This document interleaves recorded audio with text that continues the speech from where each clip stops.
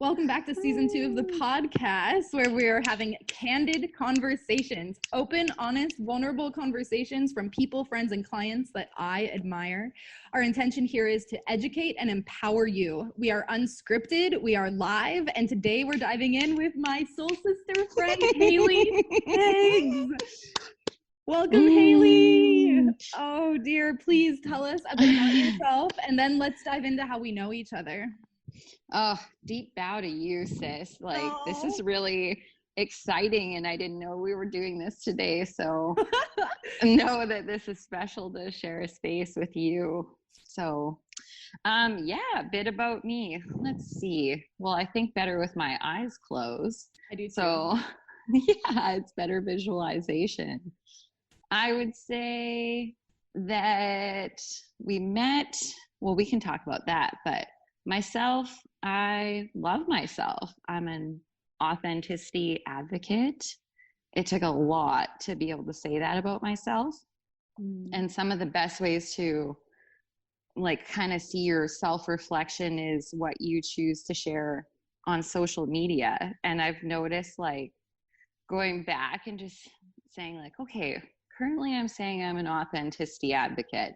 And looking at my feed and knowing I was in deep pain that day that photo was taken. So that's not my authentic self because I'm trying to smile through that. So really being my own mirror of what I see in myself. And when I see myself authentically really smiling and shining from the heart, I see that come through in these pictures. And I'm like, there you are.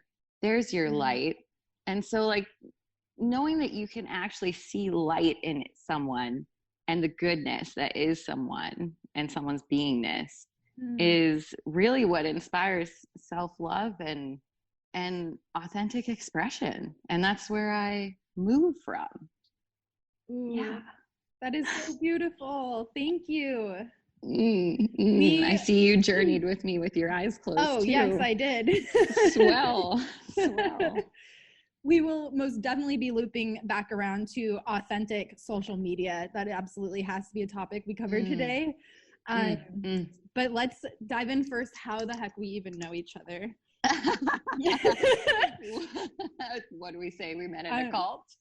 Oh, man. At Zen Camp. It was just Zen Camp. Oh, man. The amount of people that associate that place as a cult just cracks me up.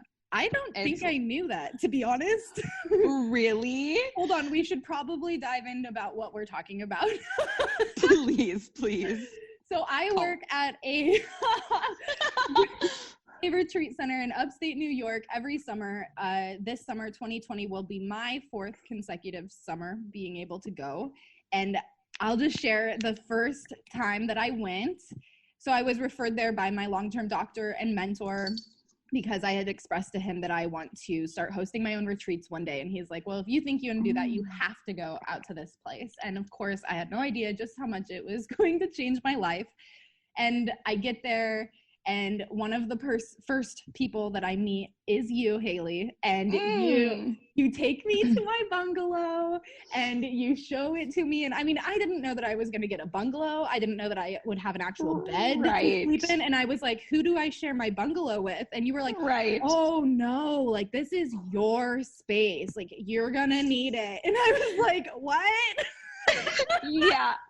Oh, what? I think they're 6 feet by 10 feet, maybe 11, depending on which bungalow you get. Yeah. And you were in the one that we don't frequently use unless we really need to. So you were in the bungalow that's this needs TLC. And we started talking about nesting and how to create space for yourself then and there.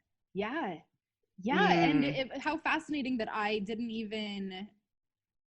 really don't think at that time in my life that I understood that. Maybe I could even say that's one of the first times that I was exposed to what it means to take space and have your own space. Because this retreat center, even though we'll get into it, we're joking about how it's a cult, but it's also, especially on the staff side of it, it's really truly a self-care community where there's no hierarchy. no hierarchies of any kind. You are responsible for yourself. You have jobs that you are supposed to do. You have a schedule that you need to tend to that helps to uplift and support the whole community. And it is your responsibility to communicate if you need to take space for yourself, if something isn't working out, if you want to take a break, if you want to move something around. And it definitely absolutely has completely changed the way that I live in the world, and also what I believe is possible for the world. And do you think it changed because, well, for me, yes, it changed my world as well. And it changed because what is so simple about life and love and communication isn't expressed in essentially this world, which is an unrealistic world that we're upholding. So it's like, it's so shocking and life-changing because you're finally seeing what is. You're finally seeing what is living and what is holding space, what is holding space for yourself and a community to sustain yourself with food and love and nutrition and facts. You know what I mean? The entire volunteer staff is made up of psychologists, sociologists, teachers, professors, people of color, doctors, you know, just, and like influencers. We got it all. And we all seem to find our way there. And it could be through illness. Like last year, there was an individual who had Crohn's disease. And so they were there for the diet. They were there to nourish their body and live on that land because they required 2 months of nourishment. And so in exchange, Dayman was, you know, volunteering 6 hours a day to have food, have shelter that is your own, and you're able to communicate what serves you. Oh, you wake up early for Zendo. Would you mind also like lighting the saunas or harvesting the vegetables? Oh, you stay up late. Would you mind cleaning the wheatgrass machines at like 8:30 at night? Or Courtney, you teach yoga. Would you mind teaching yoga? Or Hayley, you look like you can organize. Would you mind organizing the staff? And and so there was many people that walked up to me last year who had seen me. It was my 5th year there. And they're like, oh, so you're running the place. I'm like, no, we all have a paddle on this ship and we're rowing just as hard. Like we're all rowing 6 hours a day for health, wellness, and community support. And look at how much we learn about ourselves through that type of simplicity when we strip away so much that we think matters. Like my first year there, I got uncomfortable not wearing makeup every day, as an example. Like I only know how to put this Hayley forward. And so it's like, I started to realize that everyone else was so beautiful and I wasn't, because I was choosing to put something on that actually stripped away me from my authenticity. And to be clear, I am wearing some makeup right now because it brings me joy. And I don't feel like I have to, and so I definitely don't judge it. Whatever makes you feel like your best self, do it, bring it forward. But what is taught there is just real, authentic love. Would you not say? Oh, I would completely agree. And I want to circle back to what you were saying about how it is teaching us to accept what is and to live more in reality. And in that is showing us how we heal through support and community engagement as human beings. And so much research shows this in all of these people that I admire, particularly Brene Brown. And to have a personal experience in my life where I have a community that I go and live in every year is just like, it's unparalleled to anything else I've experienced. And I just want to point out, you had said, because we're living in an unrealistic world. And let's just talk about what the fuck that means, because we're upholding the vibe of an unrealistic world. Yes. Thank you. Yes. Yes. Oh, I love the way you just switched that around. Right. It's that, and one piece I want to touch on that you just said about the center. and authenticity is that we are constantly surrounding our community as a reflection of ourselves, which is pure goodness. So when I am in front of you, Courtney, you are seeing me and I am seeing you and I am seeing myself through you, because we are showing up good and pure. So our opportunity to explore ourselves is thrown up with the mirrors in that community. That's why community living is so good, because you see yourself and you get uncomfortable with yourself and your flaws because your community is showing you a mirror of you. So yes, I love that. And then we're upholding this unrealistic standard within society. Like, the reason why you and I started talking the other day is because we were just wondering what is the best way to approach asking our police, our local dispatch, simple questions about how they govern and how they regulate rules and laws within our society. And so a lot, like, you could unpack what I said a lot, but we uphold this unrealistic piece in terms of what we allow our social structures to govern, what we allow to be pop culture that subconsciously and subliminally influences us to only see our worth in youth, in beauty, in wealth, in commodities. And, that's just keeping that capitalistic flow going, because you're always striving. And there's one theorist, Emil Durkheim, that says we should not function thinking that we can obtain everything.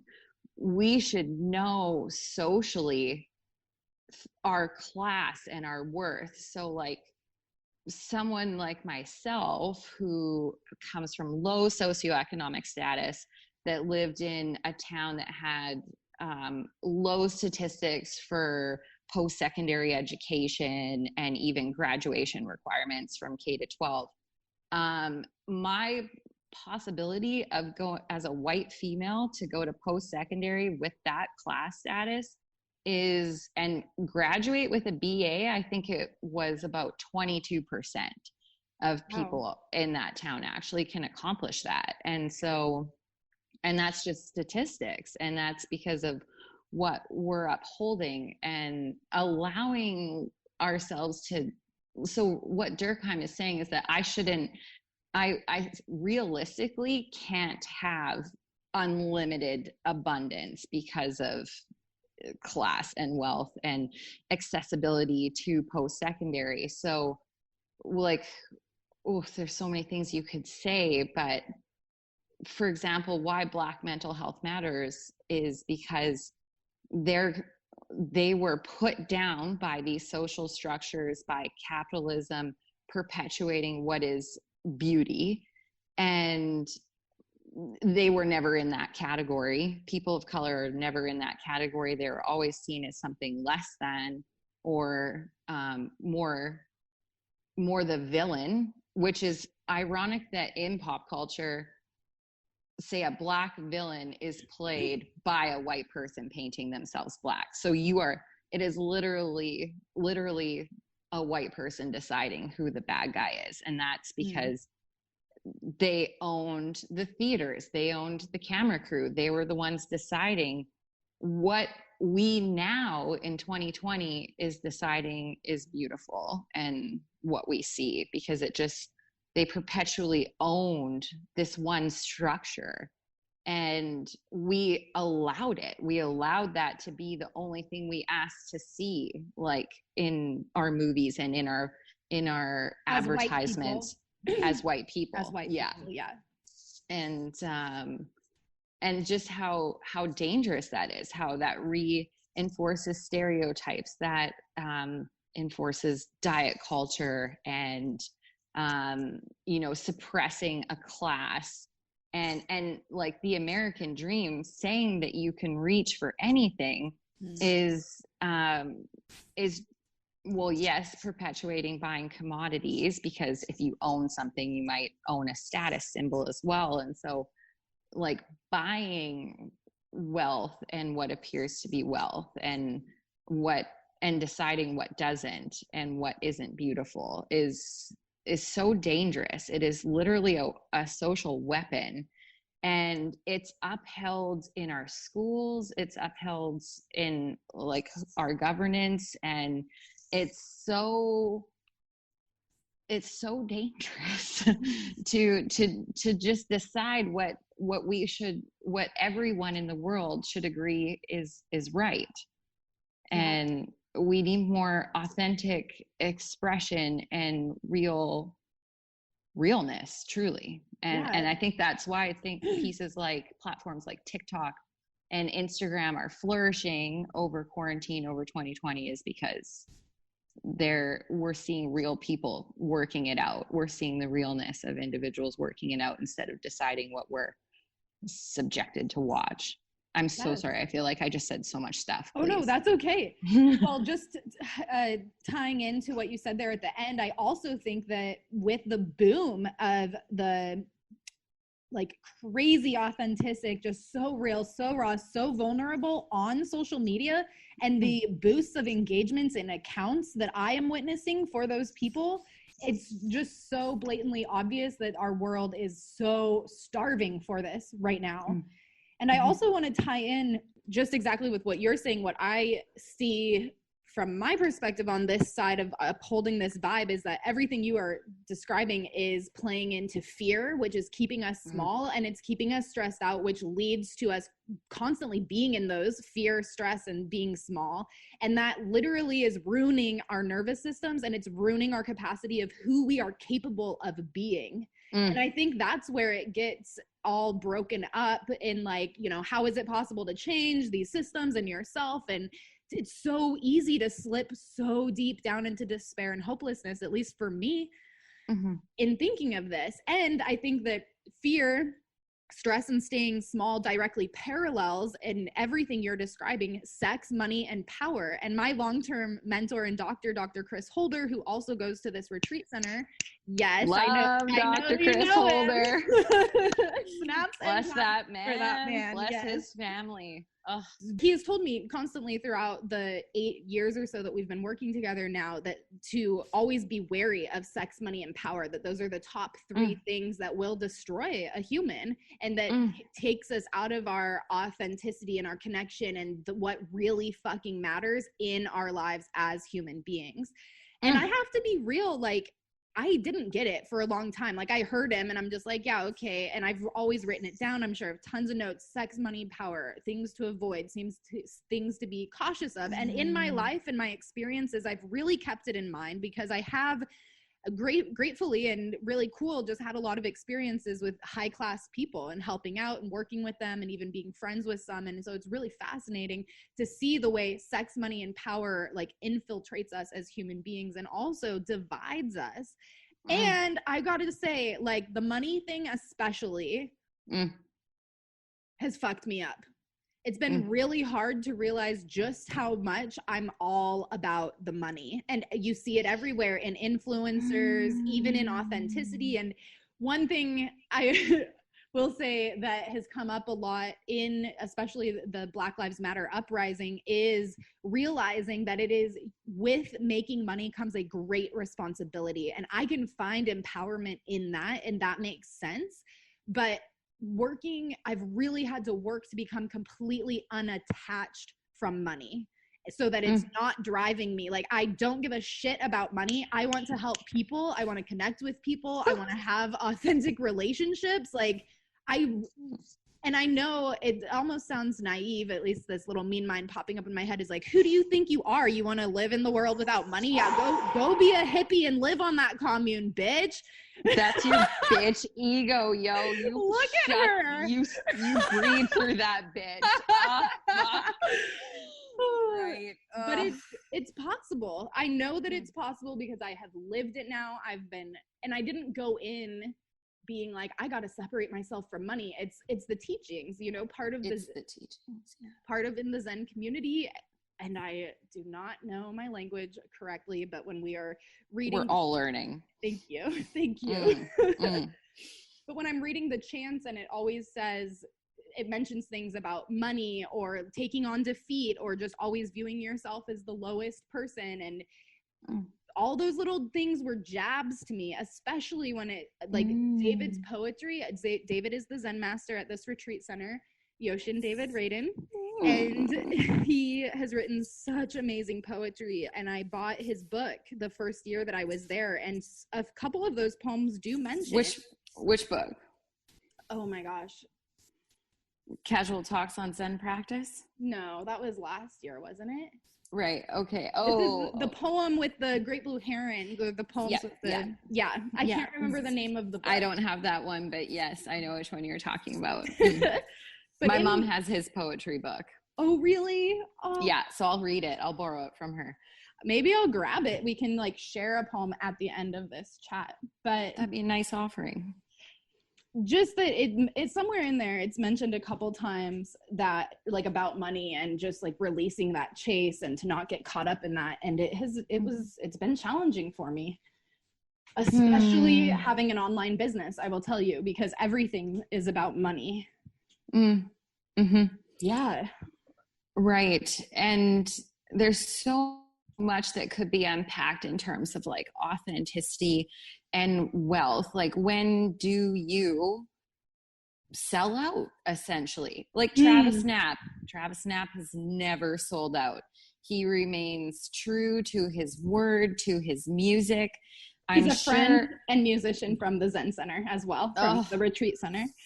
Brother, I met him. He was trying to find me on the side of a road, down a dirt road at what monks deem the center of the universe. And that was the first place I met Travis Knapp. He's amazing. Yeah.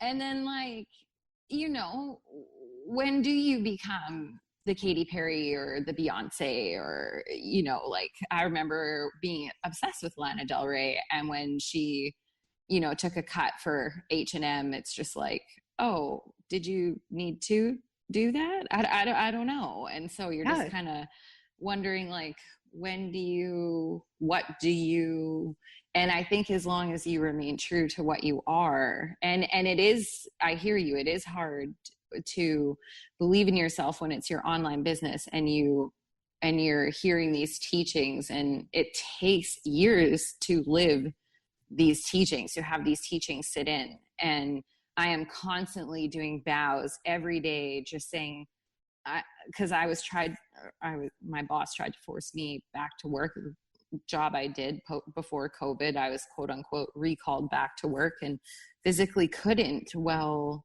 I felt like I could be of a light worker service elsewhere in this world. Like, I know how to share my tools. I know how to serve from the heart. I've put in the work in sociology and in Zen that I can now come and I want to serve the world with the tools that I've obtained. Thank you. And I don't know what that financially means. So every day I'm doing a vow, just saying, can I please financially uphold this vibe for myself and hopefully my family by remaining my authentic form. And my Dharma brother calls them life taxis. Are you listening when a life taxi comes by that's saying, hey, there's this offering, and I don't know if it equals a dollar amount, but there's this offering and you have the skill set for this. And just accept if there is a return for that offering in form of money exchange. And so it's constantly checking in and protecting your vibe, and these teachings, the Zen teachings, like, I'm so excited for you to do session. And I don't want to say too much about my first session, because, okay, I'll say one thing. Should we will you share what session is real quick? It is at the Ithaca Zen Center, upstate New York.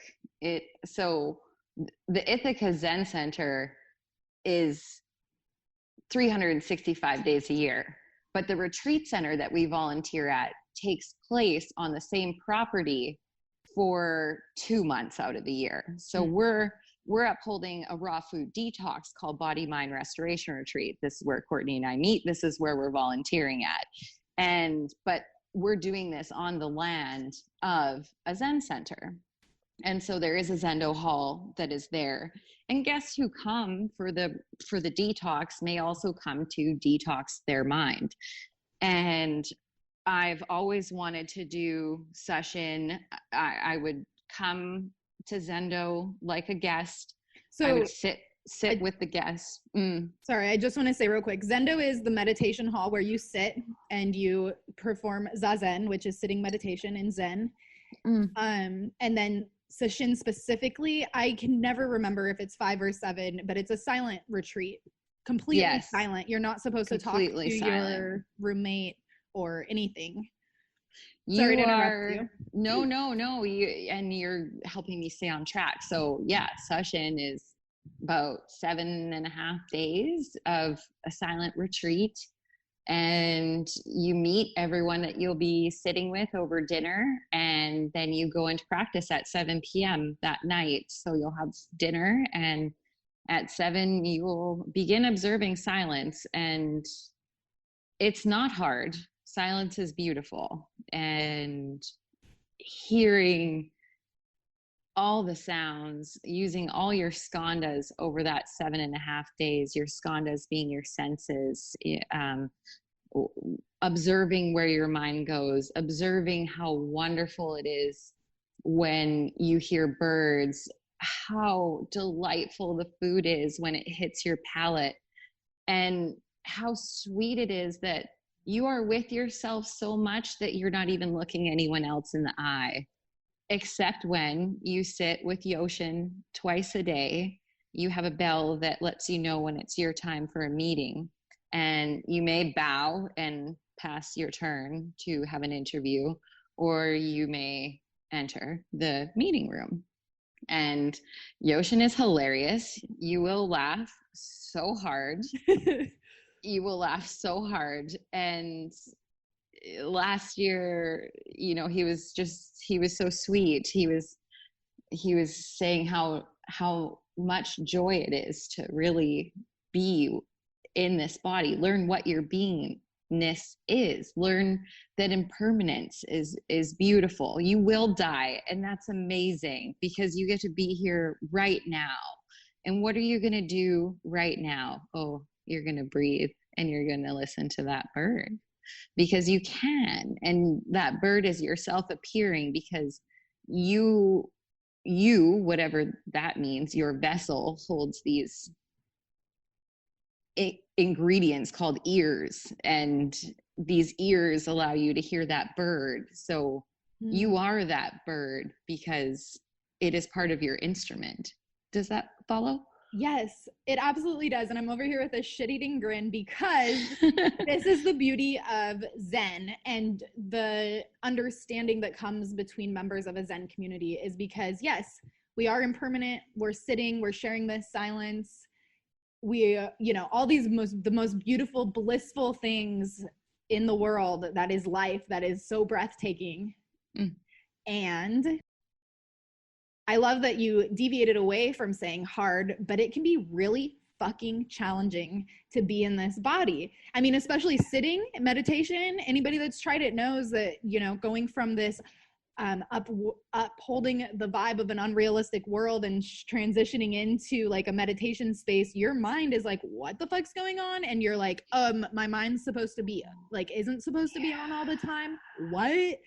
Let alone the discomforts in the physical body, not necessarily just the discomforts that arise from a busy mind. And I just, I love the truth in it. Like, it's not hard. It is easy. It's not, what do I always say? It's simple. It's simple, not necessarily easy. It's a practice you don't need to complicate. And we are good at complicating shit, right? And it replicates itself each day. It repeats. And so, like, there's Gyoto, for example. I always looked forward to after dinner we do Gyoto, and it's this wild sensation, Courtney, of being like I'm able to walk, see words and scripture and say them out loud and hear that who is doing this? How is this happening? This vessel, this body is a joy. And that's why you have to be an authenticity advocate, because it's like, sweetheart, dear one, love yourself, because this vessel that you're in is so cool and you're gonna die one day. So like enjoy it while you have it. Yes. And sitting in Zazen, you sit with your mind. And I just bawled. I went into one interview. You will go into one interview completely bawling about what you see your mind saying to you. Yeah. I was like, David, or Yoshin, because he is Yoshin in this practice, but David Radin in everyday life, his monk name being Yoshin. And so I say to Yoshin, I'm a bully. I'm an awful, awful person. If this is what I'm saying to myself, what the fuck am I saying to other people? Like, I am so mean. Like, I can't stop crying because this is what I've been saying to myself. This is what I've been hearing. This is what I think is me. And I'm terrible. What is other people's, how am I showing up for people that I say I love if I can't even be kind to myself? And he was on, like, he didn't have much kidney function at this time. He was very near death during my first session. So God bless his new kidney and that he is completely well and a troublemaker now. But at the time, this sweet old frail man reaches across the interview room and puts his hand on top of mine and says, I'm not looking at a bully. And I was like, oh, okay. And then I had to go and like cry and let it come from my gut and like spit out all the phlegm. Yes. And I had to go to the back of the property because everyone else is silent. I would have fucking woke them all up. And yeah, it's the most intense therapy I've ever done for myself. It's the most intense self-work. You go in like a cat going into a cat carrier. You put all fours up against the side of the cage and you think, no, fuck no, I don't want to go in. And then you're in. And then you get let out and you're like, oh, we moved to a bigger home. Okay, I like this. And so like, you don't want to get in the cat carrier. I love that analogy.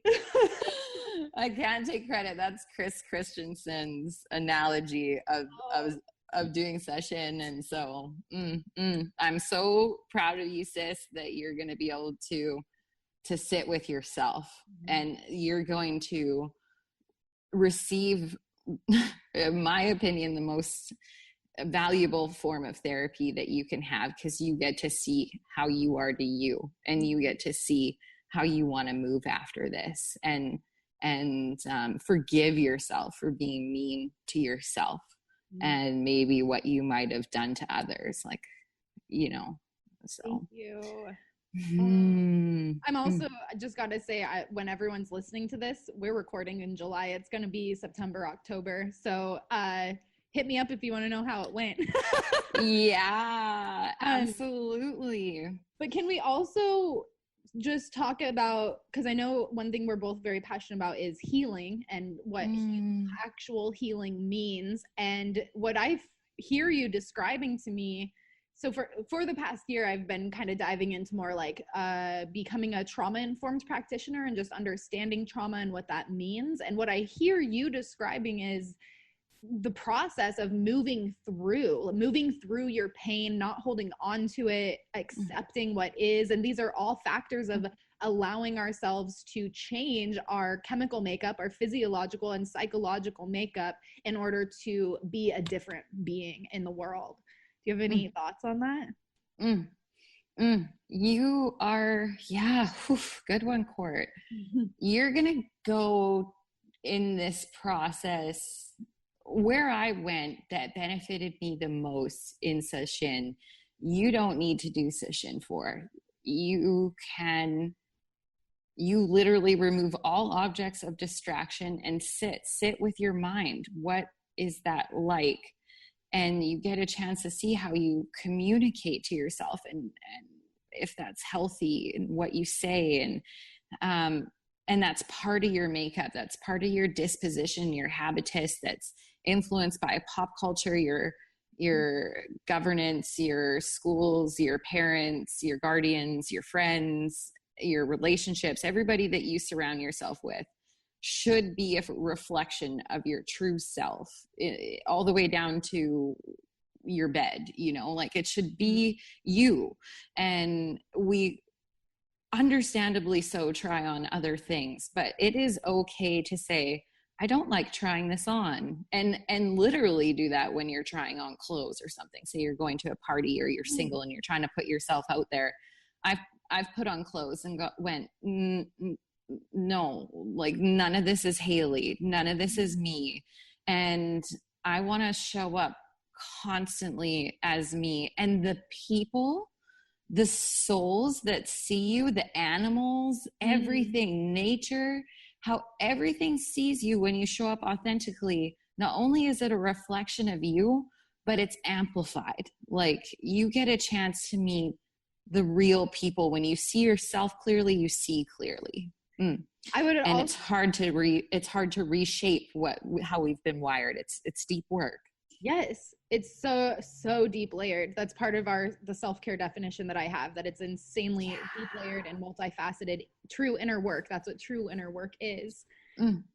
Oh, had a thought and it's floating away. It'll come right back.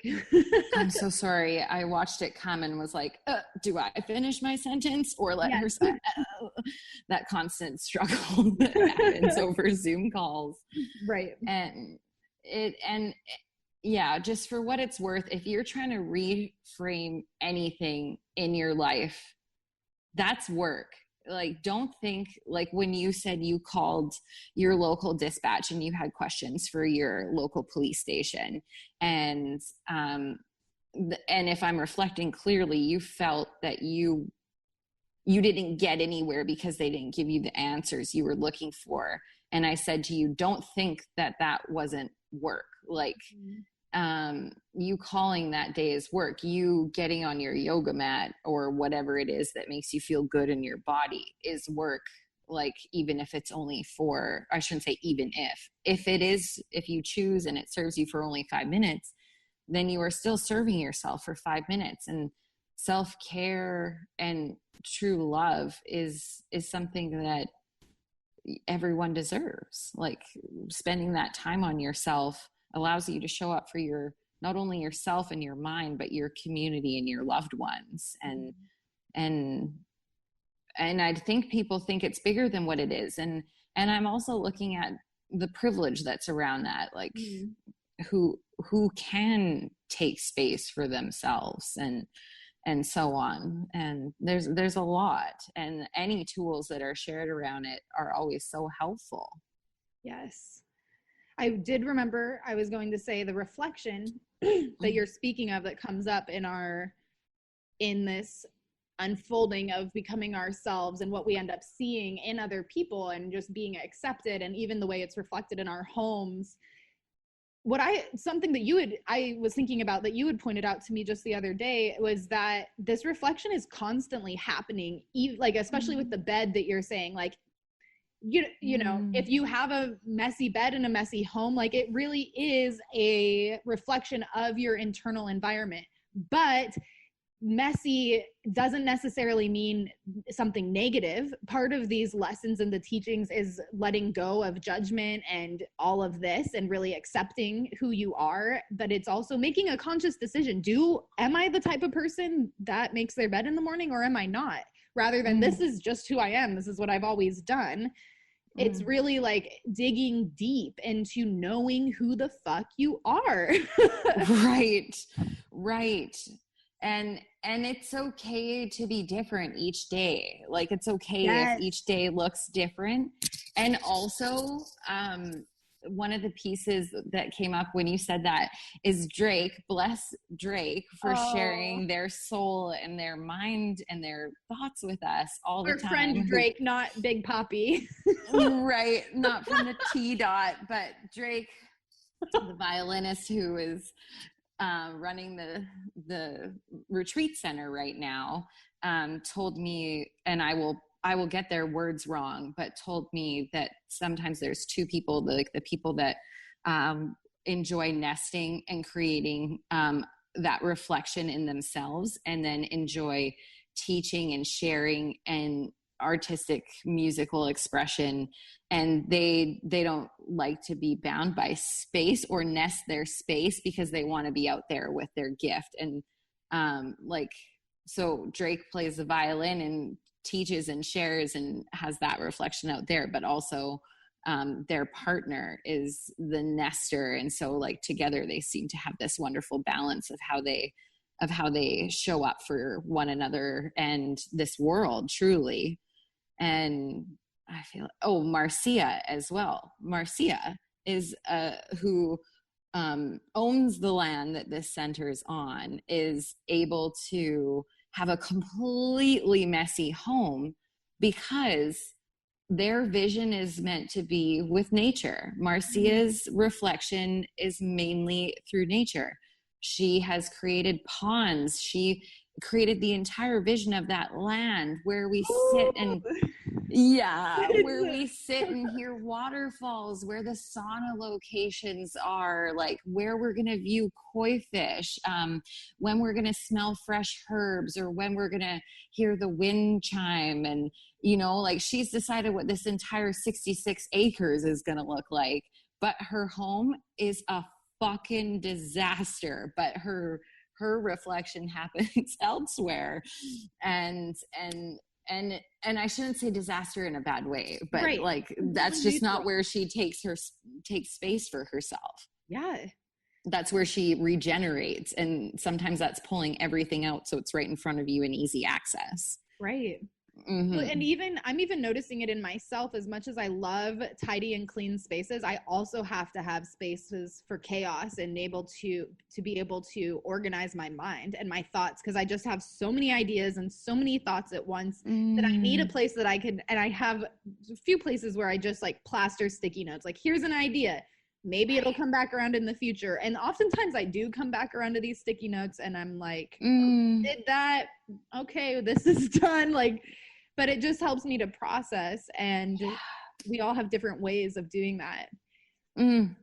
That reminds me of one of my most favorite things that I enjoy doing for myself, which is taking care of my future self. So leaving a note for future Hayley, or prepping future Hayley's coffee so that when she wakes up in the morning, all she has to do is press go. And just that self-care, or knowing where your vision board is, or having somewhere to place your vision too.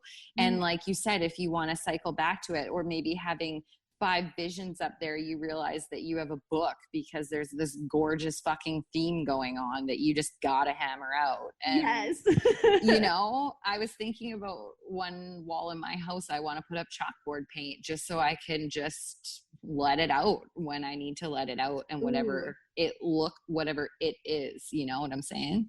Yeah. I love that. Well, I'm blessed to be able to take up that much space. And so sometimes I just like tornado around this house, but to me, I'm being creative. Right.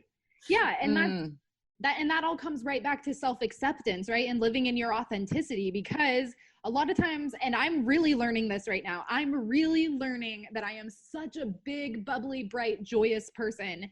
And that is who I am at my core. And I do so much to keep myself small. Like I really do. Like I have all these shoulds in my head about, how it's appropriate to be in the world and what it means to be professional and to be an adult.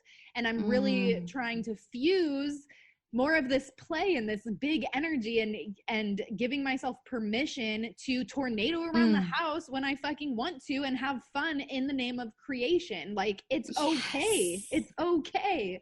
Yes. Yes, absolutely. The pieces don't just, the best piece of advice is like, the piece inside you that's trying to tell you you shouldn't or you couldn't is your ego, is this piece that's a part of your mind that is the constant chatter. And you don't have to listen to that. That was the piece that I had been listening to my whole fucking life, that was a bully to me, to my being, and that made me not enjoy life. And so it's almost so uncomfortable to unwind and say it can look completely different. Whatever it was before, in any way, shape, or form, schools, police, wardrobe, pop culture, you can just say it does not have to look that way. And I think the best way is to amplify authenticity and real individuals. I love that. I also think that this like authenticity and this real way of being in the world right now is also going to tie back to helping us be more accountable on these bigger scales. I'm thinking back to when you had mentioned, like, when do you know if you're selling out, and like, did Lana Del Rey really need to be with H&M? Well, the world that I see really waking up right now is like people, when H&M wants to work with somebody, the people now can be like, okay, well, like, where's your diversity, equity, and inclusion statement? And what company, or like how are you donating back into the community on an semi-annual or seasonal basis? Like, we have the power now as individuals to choose the world we want to see. And we've always had this power, but I feel like it's really alive right now. Exactly. And that's what you and I were discussing over COVID when we were talking about that anomie with Weber, that theorist, Weber, but it's pronounced Weber because it's German. But Weber said that the anomie is when society's natural function, so say capitalism, white supremacy, pre-COVID, all that shit, when that all experiences this rapid social change, when your shit gets as shook as we have been shooken in 2020, we are unsure as individuals and as citizens how to act.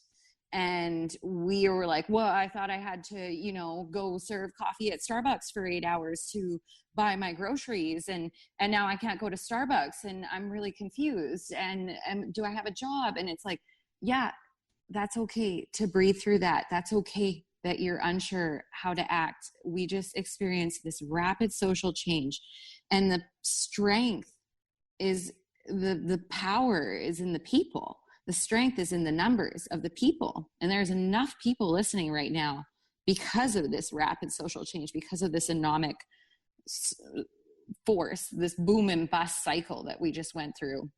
We are able to decide that we as the worker, we as the wage laborer, we as the consumer want it to look completely fucking different. It has to look completely fucking different.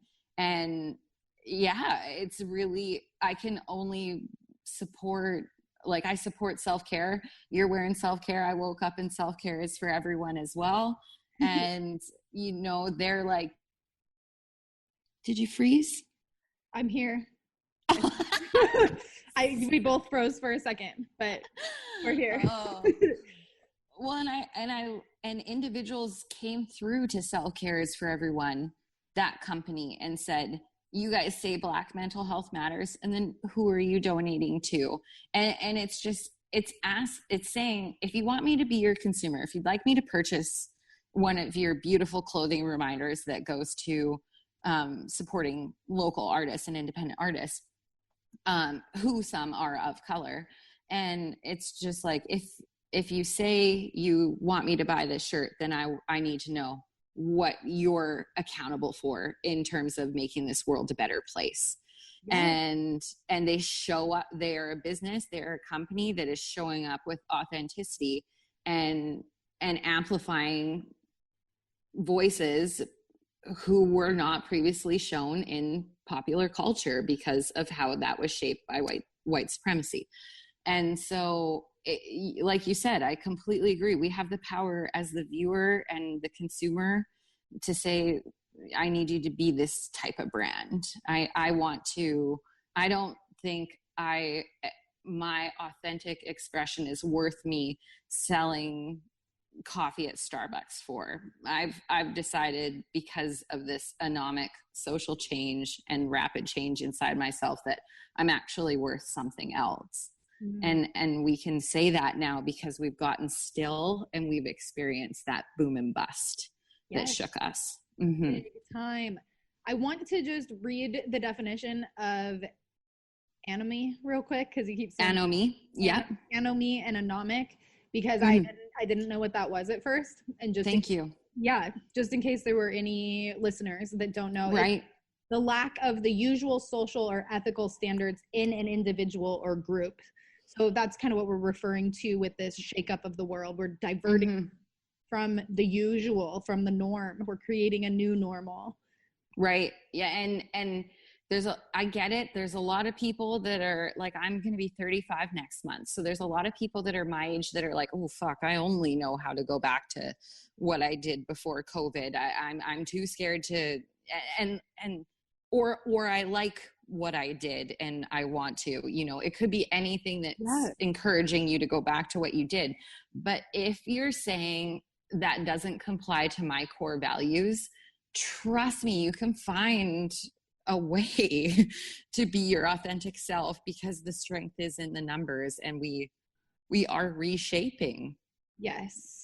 And more, the more authentic people that we have uprising, the more these corporations and businesses and companies will be held accountable to support us. Like, I don't want to work for you if you're not going to be supporting me and my people. Right. Especially saying that from like a queer perspective. Right. Absolutely. Absolutely. And yeah, the bar that I was previously working at that quote unquote recalled me back to work. Your chain, sure, a Canadian chain. I like that but at the same time, and I like that you make a lot of your food in-house, but at the same time, I want to know that you care about Canada if you're a Canadian chain. I want to know what you're doing to amplify Indigenous voices that have been suppressed or harmed, and what you're doing, say for the TRC, the Truth and Reconciliation Commission, that's owning the mistakes of white supremacy. And it's just like, oh, you guys aren't really doing anything. You just want me to get a bunch of people drunk and there's a fucking pandemic going on. I don't really feel like we should be allowing people to get drunk in public spaces, because they are the reason why we're having outbreaks. And so like they could be a contributing factor to one of the reasons why. I say that because personally in my town, we just had an outbreak because of tourism, because of alcohol. Oh, okay. And it was at a beach and at a restaurant. Beach, restaurant, get hammered, go to the beach. And so like I was like, no. Well, what do you think, like, I guess, like, what do you do about things like that? Because you choose to just like move away. Did you drop them with any knowledge? Like, I really think you should, like, perhaps your business can consider doing these things, and I'm also moving my business elsewhere. Like, how do we protect ourselves and do what's right for us, but also still make this impact without overextending ourselves? Because not everybody's going to agree necessarily. And this comes back to me believing that we can all respect each other with disagreements, but also, do you get where I'm going with this? Respect each other, you mean like to respectfully disagree with someone? Yes. But I guess what I'm specifically asking is within establishments. Because my fiery side, I'm like, I want to go out to every single fucking company in my little county, and I want to find out who they're donating to, and if they're not, I want to give them resources. I want to find out why they're not interested and how I can make them fit into this box that I want them to. But it's also like, I have to take a step back and realize that, like, that's all great, but what about the people that really truly don't want to do that? Like, I don't know. Right. No, this is a great question. I never challenged the bar that I worked at. I I had a fight or flight phobia take place inside my body, and I just physically couldn't serve in a mask. And so I was able to, because I have self-care, because I have a good community that throws up mirrors for me, they were able to say, you can't do this. I literally was so fortunate that I was able to call on a community member, someone with good tools that match my tools. I was able to call that person and say, this is what happened to me, and I'm supposed to go there in 3 hours. And they see me crying on the floor of my bathroom and say, you can't go there.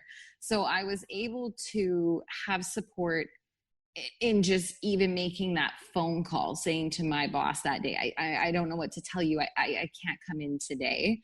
So I was able to remove myself immediately, basically, from that entire institution or that entire business. And don't get me wrong, a lot of my friends still work there, but I never really, it wasn't because they weren't showing up for people of color. It was because of my own phobia and COVID fear.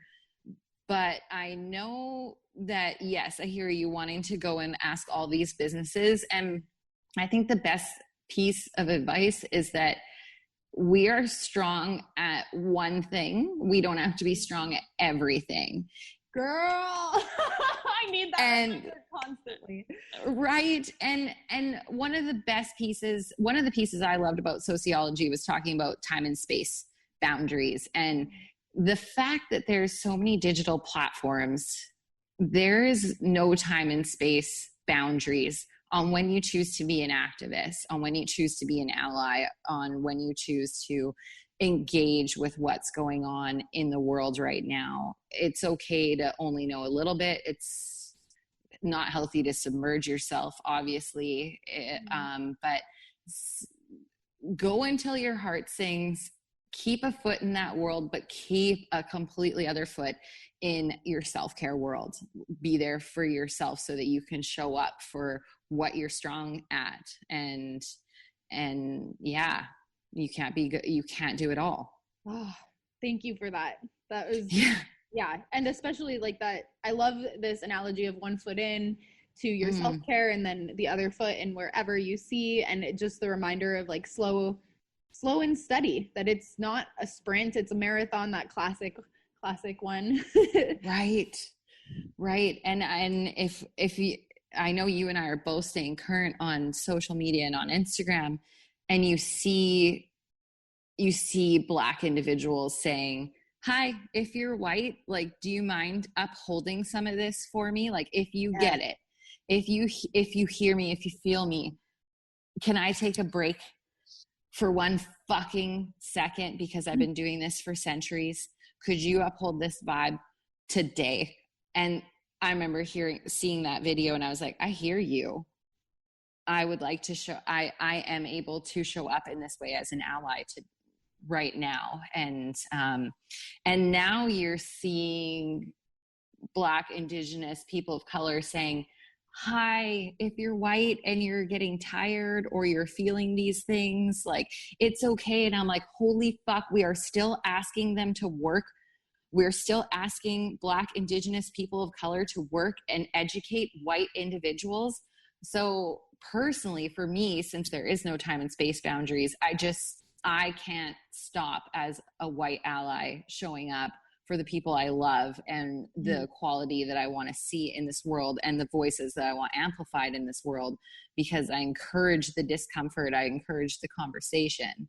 And having a community member like you and like Sasha and Alan and Megan, I'm able to access these resources with like-minded individuals. Oh, you're also white and you are also sitting with shame. Thank you for introducing me to this podcast where I can sit with my own discomfort of shame and guilt. And it shouldn't be asked of Black, Indigenous, people of color to continue educating us, like, right, if they choose to, for sure. But it's just a lot. Yes, it can be so much. And just reiterating what you said, take on what you can.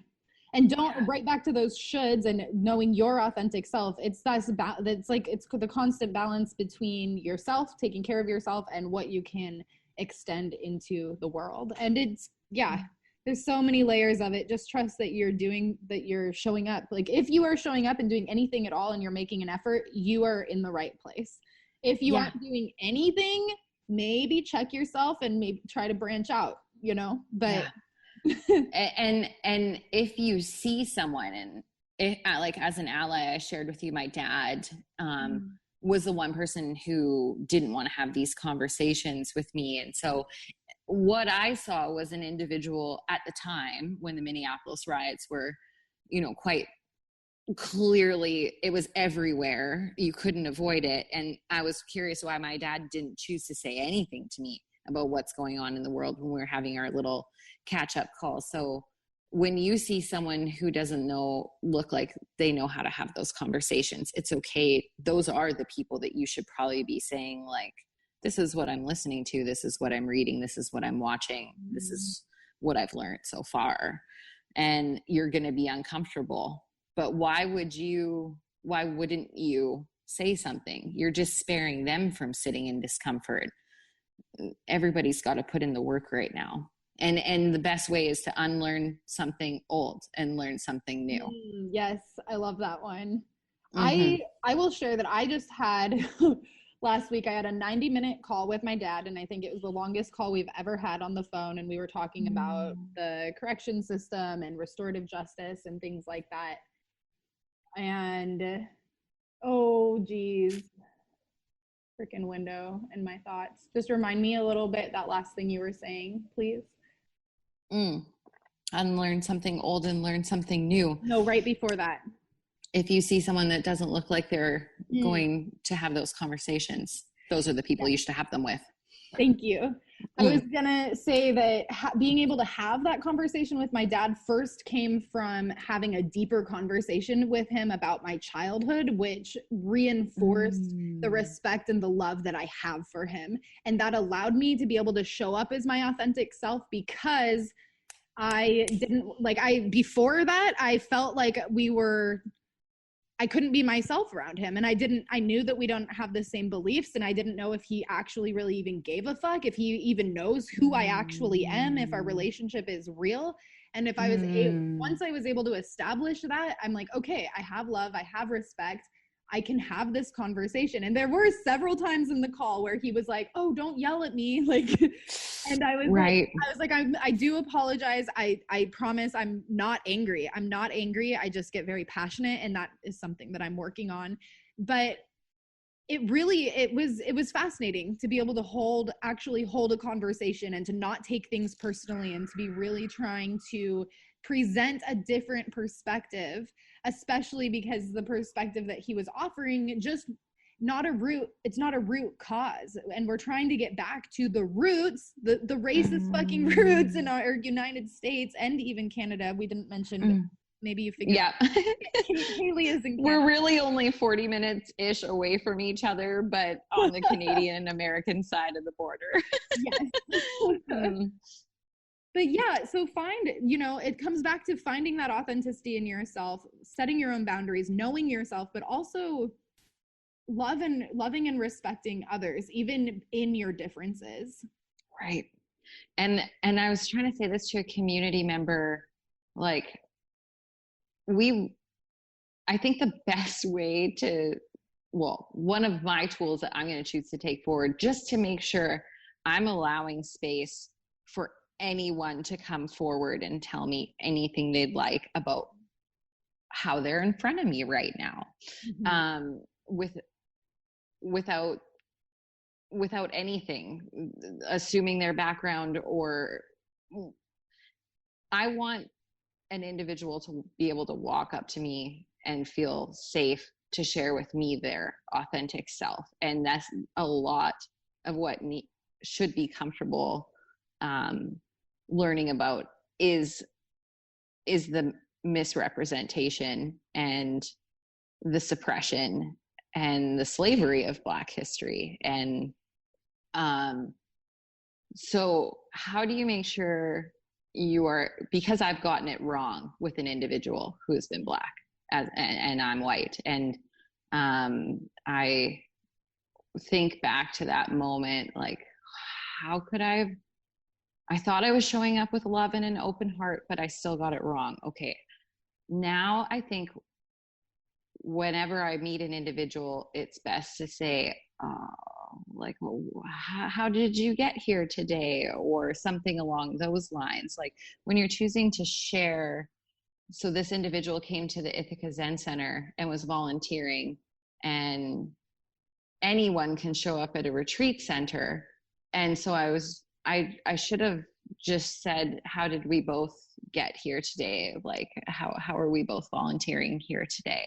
Mm-hmm. And just allowing the opportunity for them to share with me anything they might want to share from their past, because this woman had her guard up, rightfully so. She doesn't, like, I went there also with my guard up. I didn't know where I was, and it takes a while to unravel, because you might think it's a cult. But I should have shared. I wanted her to feel comfortable because she was a new staff member, but I really should have spent some time allowing space for her to share anything she wanted to share about herself. And that's something that I didn't do. And then I ended up harming this individual. So by just basically assuming that because we were both there, we were coming equally. If that makes sense. Yeah, I think I do hear what you're saying. Just like trying to. So I hear you saying that you want to be a space for people to be able to feel like they can come and be themselves and talk to you no matter what, but it's taking you time to realize some barriers that you may have even had in your own way, like with assumptions. And I mean, it's just the layers. It really is the layers of the unfolding of knowing ourselves and to show up more authentically in the world. And I just want to say, I think for me personally, when I hear stories like this, I get paralyzed and it keeps me from wanting to like talk to anybody. And then I have to realize, hold up, like, you know, like it's a blessing to be wrong. Yes. This individual is my holy spiritual guide. In the 8 verses of Training the Mind, even if someone I had helped and of whom I had great hopes for harms me without any reason at all, may I view them as my holy spiritual guide. This woman is my holy spiritual guide. I had great hopes and I got it wrong. And where I got it wrong was just honestly not giving space to hear any form of history. Like that's why there's so many people that are wanting to say all lives matter, but it's like, well, Black lives have never mattered historically, and it's never been taught. And so can we please just get everybody up to matters, all individuals, and reframe the people who've been saying who have been saying it wrong this whole time, aka the white people who own most of these institutions. And so we have to allow space to hear the damage that's been done and created in the past without causing harm to individuals who have experienced that suppression. And sorry, go ahead. Oh, I was just going to say, this reminds me when all of the BLM uprising was really happening a couple months ago, that I was just like popping off. I felt so fiery. I wanted to say so much. And I also had so much to learn. And I have a note floating around my room somewhere that was like, shut up, shut up, shut up. Please listen. It's not your turn to talk. Like, stop talking. And that was really hard. And of course, like, you know, I felt paralyzed because I'm like, I want to help. And basically, I think what I'm really hearing is that we need, as white people, we really do need to be quiet and we need to listen. And especially when it is a Black, Indigenous person of color speaking, because we don't know. And it's hard to realize that, especially capitalism teaches you like to know everything yourself, to be like this independent, successful person. And that's not the fucking way the world thrives. We need interconnectedness. We need this understanding. And exactly like you're saying, we don't have any history of Black people at all. And we like, so yes, just the shut up and listen. Change your textbooks. Like if everyone can do something. Are you a teacher right now? Look at like the authors of the textbooks.